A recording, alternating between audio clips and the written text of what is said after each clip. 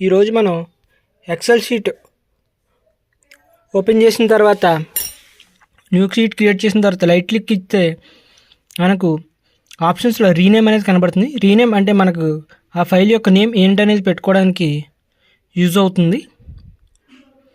అదేవిధంగా ఇలాగ రీనేమ్ చేసుకున్న తర్వాత ఎక్సెల్ షీట్ ఓపెన్ చేసి మనకు నెంబర్స్ 1 2 3 4 మనకు సీరియల్ నెంబర్ వరుసగా రావాలంటే ఏ విధంగా చేయాలి ఇప్పుడు చూద్దాం.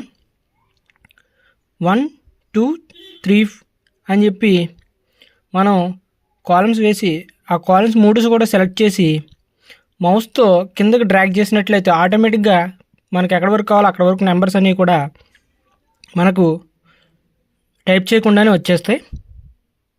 అదేవిధంగా ఏదైనా మనం ఒక వర్డ్ని మనం టైప్ చేసిన తర్వాత అది పెద్దగా బోల్డ్గా ఎలా కనపడాలన్నప్పుడు ఆ బోల్డ్ బటన్ పైన బోల్డ్ ఆప్షన్ ఎంచుకుంటాం.